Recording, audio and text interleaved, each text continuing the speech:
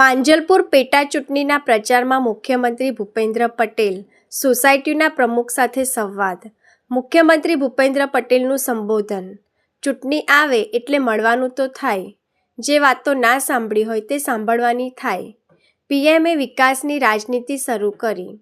વિકાસની રાજનીતિ ફક્ત બોલવાથી ન થાય, જમીન પર વિકાસ ઉતારવો પડે.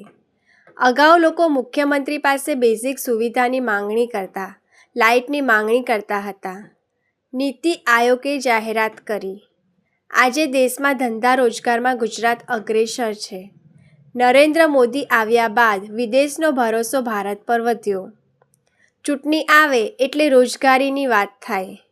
આજે ગુજરાત રોજગારી આપવામાં અગ્રેસર છે.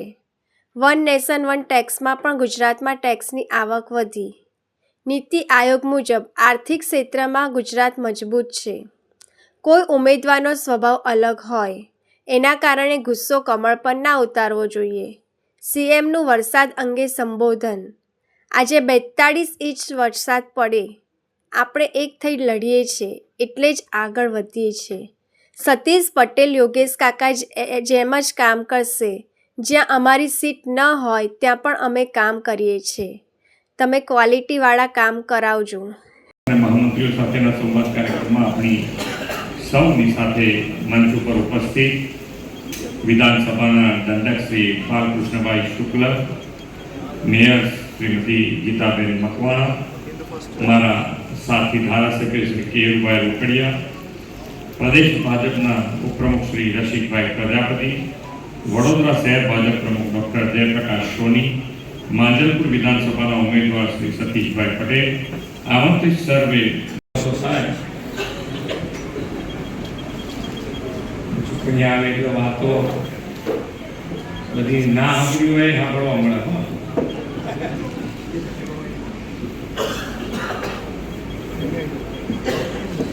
માનનીય વડાપ્રધાન શ્રી જે વિકાસની રાજનીતિ શરૂ કરી, અને વિકાસની રાજનીતિ બોલવાથી થાય એવું, એમણે જે પણ કીધું એ કરીને બતાડ્યું, જમીન ઉપર ઉતારીને બતાડ્યું. એવું પણ આયોજન જે મજબૂત પાયો જેને કહીએ એ ગુજરાતમાં માનનીય વડાપ્રધાન શ્રી નરેન્દ્રભાઈએ નાખેલો, અને એના કારણે અત્યારે અમે એની પર એમના જ રસ્તા ઉપર એમણે જે રસ્તો ચાલ્યો છે એ જ રસ્તા ઉપર અમારે આગળ વધવાનું, અને મજબૂત અહીંથી આગળ વધી શકીએ. જેનું કારણ કે ફાઇનાન્શિયલ પોઝિશન પણ નીતિ આયોગ પ્રમાણે ગુજરાત આજે ખૂબ સારી પોઝિશનમાં જેને કહી શકાય પ્રથમ હરોળના રાજ્યોમાં આવતું હોય તો રાજ્ય છે ગુજરાત.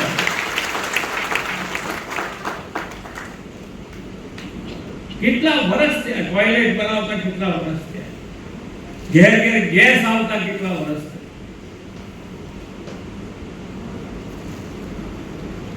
ઘેર બેઠા ચોખ્ખું પાણી પીવાનું ક્યારે આવ્યું? સ્વચ્છતા આજે ઘેર બેઠા બધા કચરો ઉઘરાવા આવતા થઈ ગયા. વ્યવસ્થા વધતી ગઈ છે, અને બધી જ વ્યવસ્થામાં આપ સૌનો સાથ અને સહકાર મળ્યો છે. એ જે અમારા પ્રમુખ કહેતા હતા એ બે જ વાક્ય બોલ્યા: સૌનો સાથ, સૌનો વિકાસ, સૌનો વિશ્વાસ અને સૌનો પ્રયાસ. આ કાર્યમંત્ર સાથે માનનીય વડાપ્રધાન શ્રી આગળ અને જે ડેવલપમેન્ટ કર્યું છે એને હજુ વધારે આગળ વધારવાની વાત હોય તેની પણ તમે 4 દિવસ પહેલા હું અહીંયા જ આવ્યો હતો. પ્રતાપનગરના રેલવે સ્ટેશનનું રિનોવેશન થયું ત્યાં આગળ. એ દિવસે માનનીય વડાપ્રધાન શ્રીએ જે વિકસિત દેશો જ કરી શકે એવું મગજમાં હતું બધા, અને એ વસ્તુ માનનીય વડાપ્રધાન શ્રી ભારતમાં એકલું સત્તા કે એકલું જીતવા માટેની વાત જ ના હોય. કંઈક ને કંઈક કોઈ પણ કાર્યક્રમ તમારી સાથે વચમાં ઊભા હોય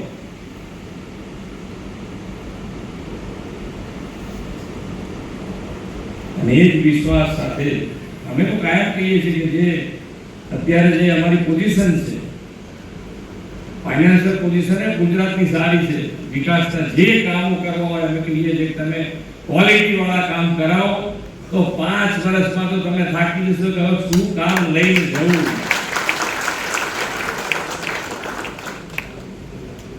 ને અમારી વિશ્વામિત્ર જેવું કામ તમારામાં નહીં કરવાનું, એ સરકારને ડાયરેક્ટ કરવાનું.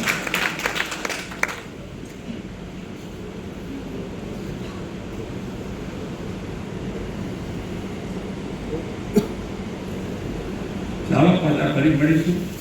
વિકસિત ભારત માટે, વિકસિત ગુજરાત અને વિકસિત ગુજરાત લીગને એના માટે આપણે સૌ સાથે મળીને આગળ વધીએ. બાકી તો સોસાયટીના ચેરમેન સેક્રેટરી હોય એમ કહેવું ના પડે, એને બધો અનુભવ હોય. મેમ્બર જોડે પૈસા મેન્ટેનન્સ ઉઘરાવા જાવતા એટલે ખબર પડી જાય બધી.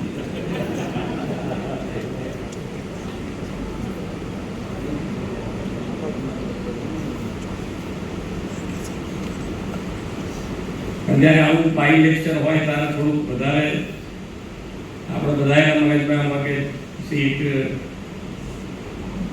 યોગેશભાઈ જીતતા હતા, સતીશભાઈ જીતે, વોટ આપવાના તારીખ દિવસે વોટ આપવાના, એવું નહીં કરવું. વોટ તો કચ્છ કચાઈને આપી જ દેવો પડે તો જ ખબર પડે કે ના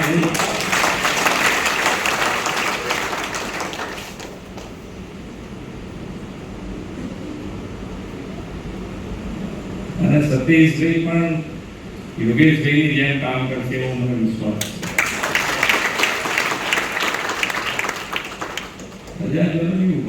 ઉભા રહેવામાં ભારતીય જનતા પાર્ટીનો કાર્યકર્તા હંમેશા તમે જુઓ ક્યાંક અમારા ત્યાં કોઈ વિધાનસભા અમે નહીં જીત્યા હોઈએ પણ ક્યાંય અમારો કાર્યકર્તા મથ્યા કરતો હોય તમારી જોડે, પ્રજાજનોની જોડે રહી કામ કરે છે, આજે કરે છે કે ભાઈ ગ્લોબલ પ્લેટફોર્મ આપણે આપીએ. અને એટલે સેમિકન્ડક્ટર તમે જુઓ, સેમિકન્ડક્ટર ઇન્ડસ્ટ્રીઝ ભારતમાં લાવવા માટેના પ્રયત્નો કેટલાય વર્ષોથી થાય છે. બધા વડાપ્રધાનશ્રીઓએ પ્રયત્નો કર્યા છે કે ભાઈ એક ઇન્ડસ્ટ્રીઝ અહીંયા આવે, પણ કોઈને ભરોસો નહોતો પડતો કે અહીંયા આગળ આ સક્સેસફુલી પાર પડે કે ના પડે. અને માનનીય વડાપ્રધાન શ્રી નરેન્દ્રભાઈ આયા પછી બધા દેશો, બીજા બધા દેશોનો ભરોસો એમના ઉપર વધ્યો અને એના કારણે સેમિકન્ડક્ટર ઇન્ડસ્ટ્રીઝ ભારતમાં આવીને ભારતમાં ગુજરાત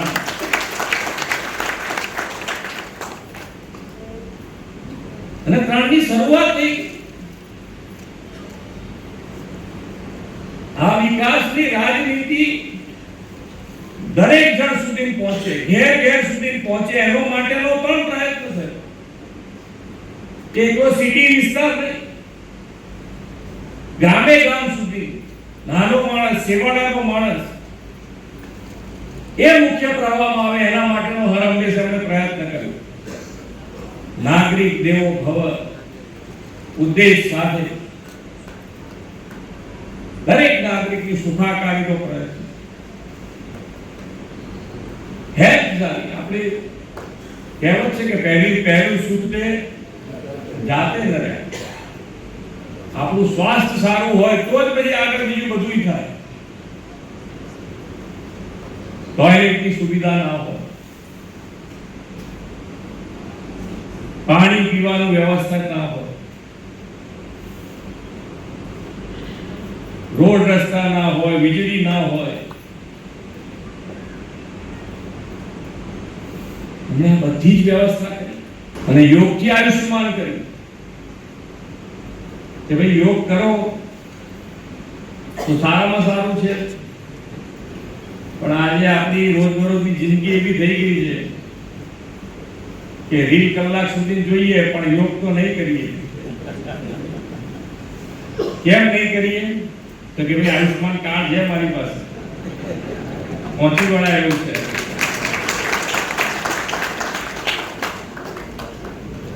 આ સંવેદના સભર આયુષ્યમાન કાર્ડ એ નાની વસ્તુ નથી. જેને પૈસા ના હોય એને ખ્યાલ હોય કે ભાઈ આ કેટલી મોટી વસ્તુ છે, એની પાસે કેટલી મોટી તાકાત છે એના ગજવામાં. આપણે ઘણા બધાને અહીંયા આગળ એવા પ્રસંગો, કોઈને દુઃખના પ્રસંગો આયા હોય તો ખાલી દુઃખ અને સુખ બંનેની વાત છે, એકલા દુઃખની ક્યાં વાત છે.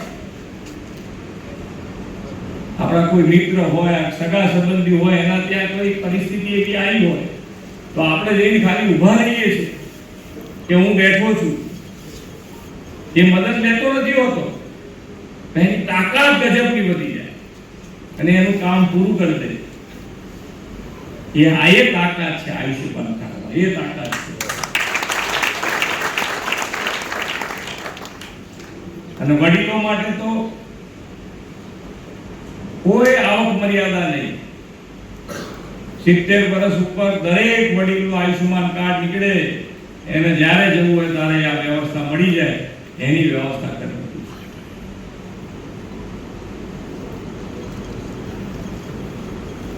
વાઇબ્રન્ટની વાત કરતો હતો તો રોજગારીની વાત ઘણી વખત જ્યારે ઇલેક્શન આવે ત્યારે ખાસ આવે રોજગારીની વાત.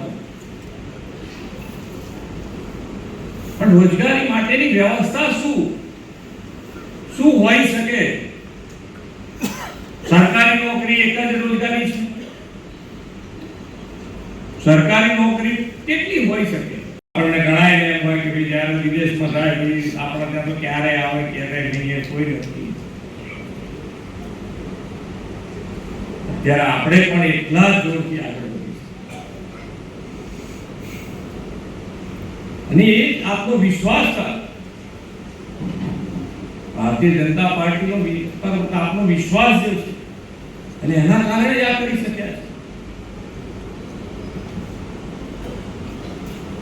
દરેક રાજ્ય ધીમે ધીમે બધાને ખબર પડે છે કે આ જ સાચો પ્રવાહ છે, સાચી રીત છે. પછી એક બિહાર હોય કે પશ્ચિમ બંગાળ હોય, બધા જોડે હોય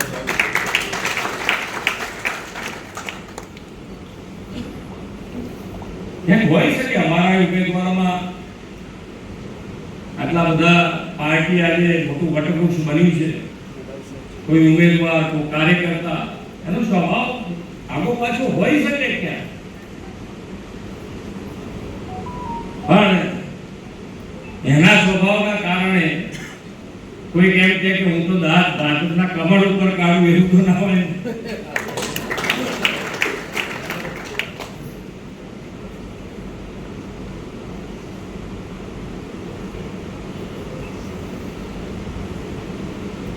યોગેશભાઈની કાર્ય પદ્ધતિ, એ જ કાર્ય પદ્ધતિ ઉપર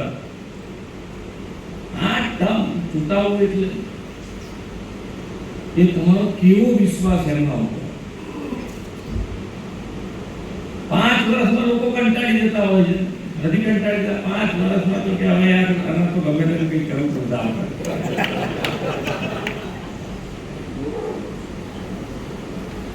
તમારી જોડે ઉભા રહેવાનું.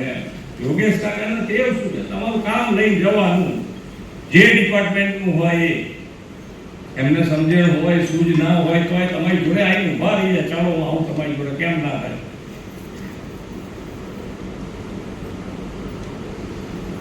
એટલે પ્રજાજનોની સાથે ઉભા રહે.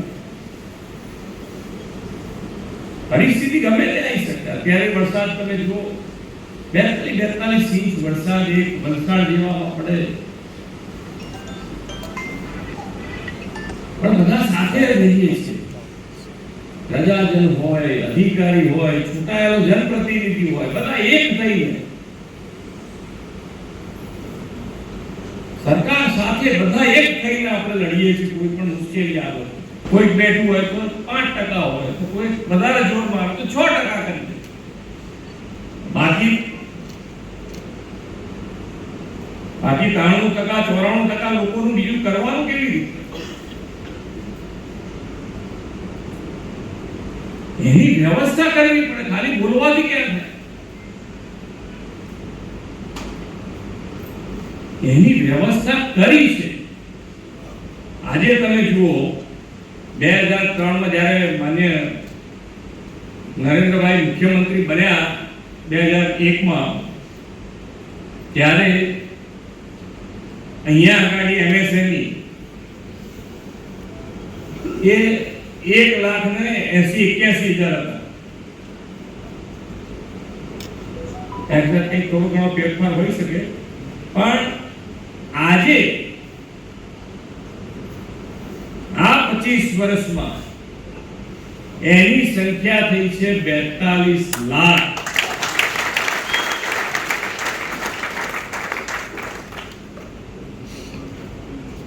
આ નાનો આંકડો છે. એમાં રોજગારી નહીં મળતી હોય, પોતાનો ધંધાનો વિકાસ નહીં થતો હોય,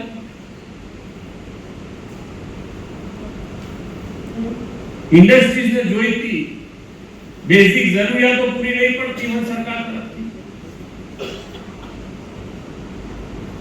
આ બધું જ મળે છે, અને એટલે જ ટેક્સની આવક પણ વધી છે. વન નેશન વન ટેક્સ, અને એમાં રિફોર્મ કર્યા પછી, ઘટાડો કર્યા પછી આજે ગુજરાતમાં આવકનો વધારો થયો છે. કેમ ટેક્સ ભરતા થયા? લોકોનો વિશ્વાસ વધ્યો. લોકોનો વિશ્વાસ કેમ વધ્યો? તો કે ભાઈ હવે ટેક્સ નહીં ભર્યા અને પકડાયા તો કોઈ છોડાવનાર નથી, અને એટલે જ આજે ટેક્સ ભરાય.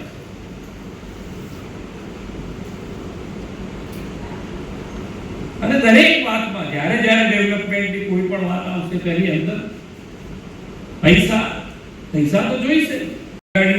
આજે પણ અહીંયા આગળ ઘણા વડીલો બેઠા છે. ગુજરાત અને ગુજરાતની પરિસ્થિતિ,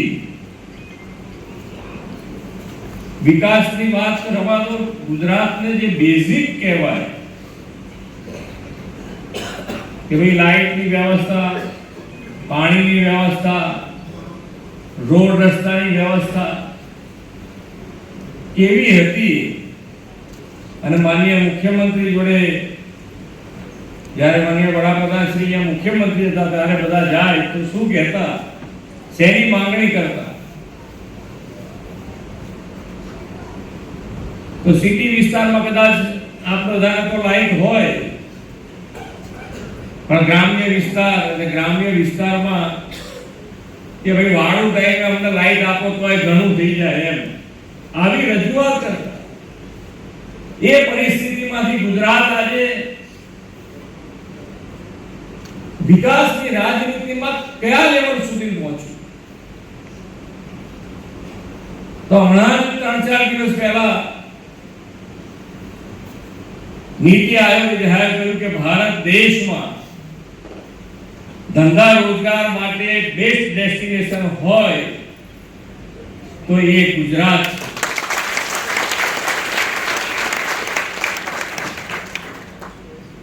આ કેવી રીતે શક્ય બન્યું? અને આપણે બધાને મગજમાં એ હોય કે ભાઈ લાઇટ અને લાઇટની વ્યવસ્થા થઈ ગઈ તો હવે થઈ ગઈ, હવે આગળ શું, આગળ કેવી રીતે વધવાનું? એમ આપણે બધાનો સ્વભાવ હોય. તમે બે એક જ છીએ, બધા જુદા થોડા છે. માણસ સ્વભાવ છે બધા કે લાઇટ આવી ગઈ, પાણી આવી ગયું, રોડ રસ્તા થઈ ગયા, પણ વિકાસની રાજનીતિની શરૂઆત કે આજે દૂરંદેશી એમનું નેતૃત્વ